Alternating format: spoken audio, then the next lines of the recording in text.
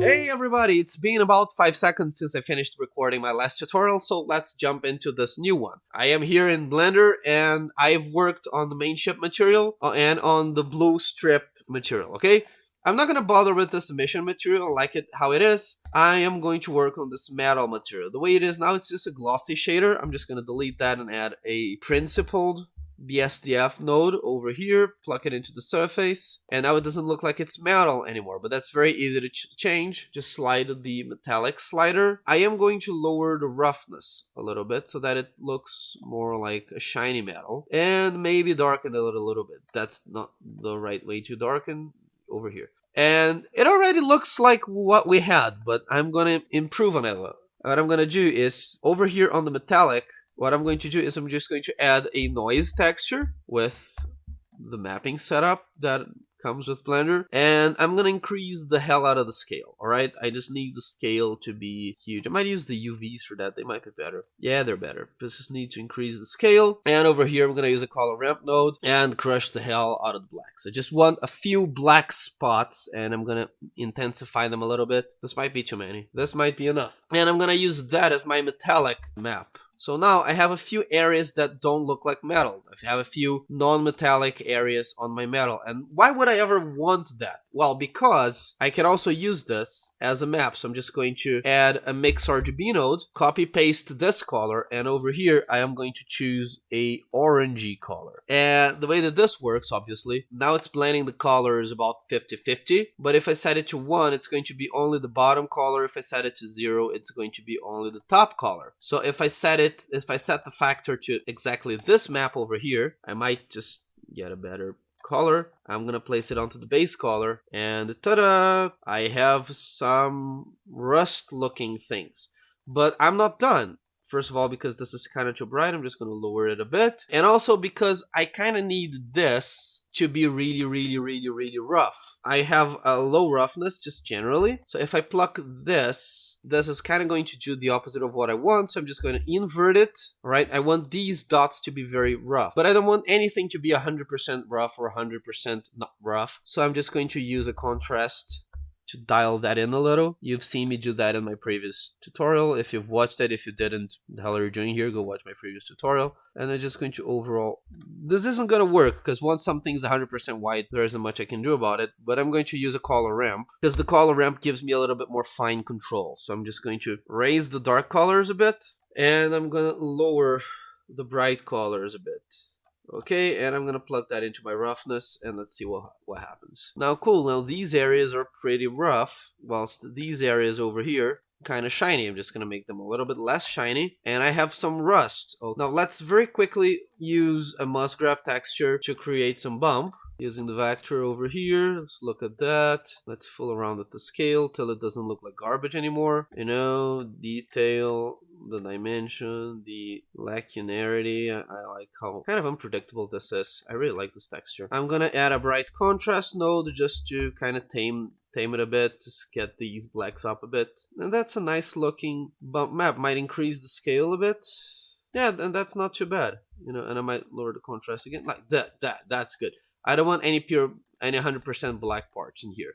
Using the bump node, set this to the height, set the normal to the normal. Let's take a look. It's obviously going to look way too intense, so I'm just going to lower the distance by everything and just come back with it a bit. I usually don't feel the need to have very high distance values here. Just going to lower the strength until it's, you know, barely noticeable. It looks subtle, but it looks really cool. See, now it looks like a much cooler metal. The problem is, this is supposed to be in a different level. This is supposed to be kind of raised up. So I'm going to come over here, and I'm going to grab this. I'm actually going to grab this, and I'm going to mix them using a screen. Okay, set to 1, because what the screen is going to do, if you remember, is it's going to preserve the white. So it's going to turn the blacks into transparency. Plug this over here, and I'm going to take a look. You'll see that these areas are kind of noticeable. So I'm just going to plug them in here. Let's see how it looks. Oh yeah, see, they're raised now. Maybe not use that. I could maybe set this to multiply and use this instead of the invert. And then I would have them raised down, so to speak.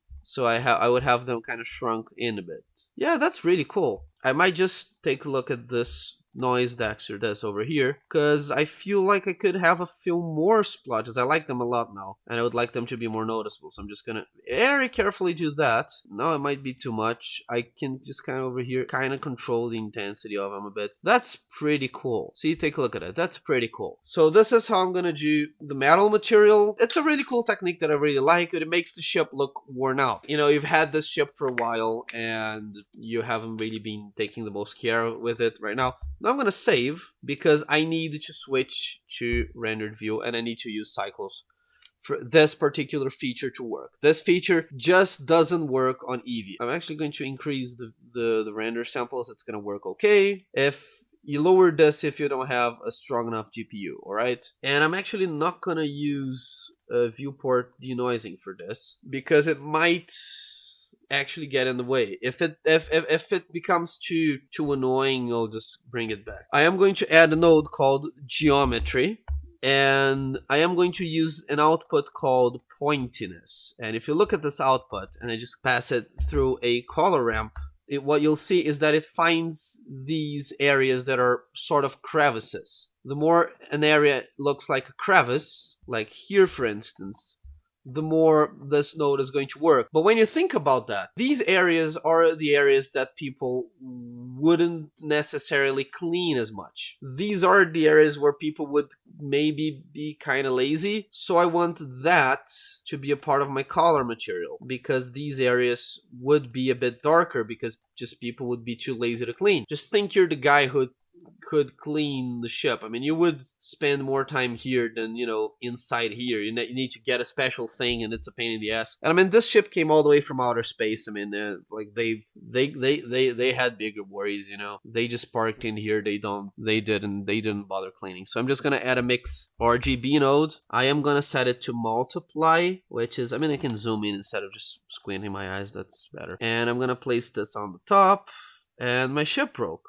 I'm just gonna go back to solid view and I'm gonna go back to rendered view. Let's see what happens. There you go. It doesn't look like garbage anymore. Now I'm gonna plug this. Whatever's coming into the collar, I'm gonna plug into the bottom socket. This I'm gonna plug into the top socket. Set it to 1, and I'm gonna just look at this and use this as the base color. So what that's gonna do, it's gonna add in all of these areas that are supposed to be kind of dirty. And I'm gonna use the same thing over here on my roughness because these areas are supposed to be rougher. So I'm gonna use these same information. This same input is coming into my roughness. So what I need to do, this is my roughness map. I need this to be inverted. So I'm just going to add an invert.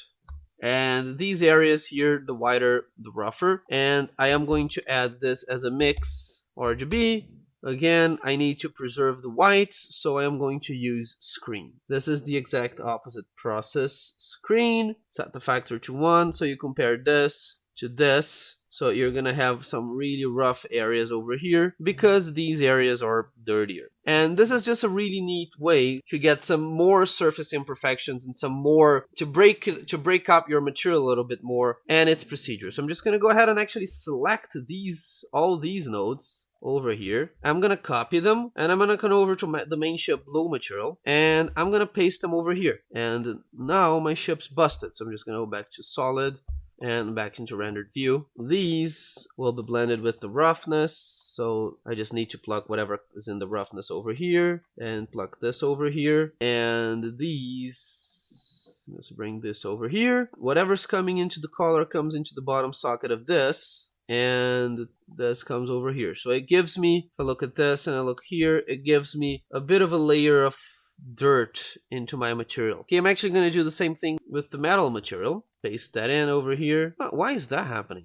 Never seen that happen before, so I have no idea why that happens. I have no idea if that's a huge problem or not. I'm just kind of working my way around it because it's a bug I've never seen before. Okay, just bring it down. Just kind of pretend this is organized. Bring it over here. Level these two just so that it looks a bit nicer. I'm just going to bring this back. So now this comes into the bottom of my roughness and this comes over here. I just basically want these areas to be really, really rough because they would be. You know, if you look at the roughness now, these inside areas shouldn't be shiny because no one's cleaning that. I mean, these are the motors. They're gonna get hot. Try to clean that. You're gonna burn yourself. You know, you gotta think. It sounds dumb. It sounds like I'm just joking around, but you gotta think about that kind of stuff. when you're making material like this, you got to think about how this material would actually work, and about how this object would be used in real life. It's kind of difficult because it's a freaking spaceship and you don't have a reference of how a spaceship's used. So I'm thinking about a car, you know.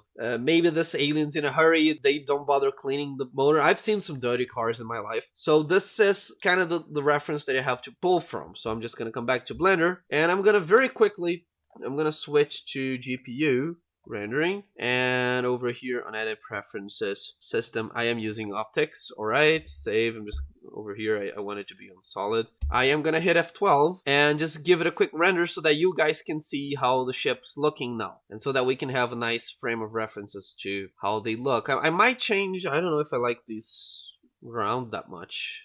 I don't know if I like the glass material that much. We'll have to see, but it's looking cool. Blam. Yeah, I really like that. See, the ship now looks way more real and way more interesting than it did before. And that is just the power of materials. So on the next tutorial, I am going to do the final tweaks in this image for it to look real. I'm going to give it a nice color grade to just make it look cool. And we're going to render it out, and you're done. You've finished watching this tutorial series. Alright, so we have one more tutorial. It's going to be really exciting. See you guys. Bye.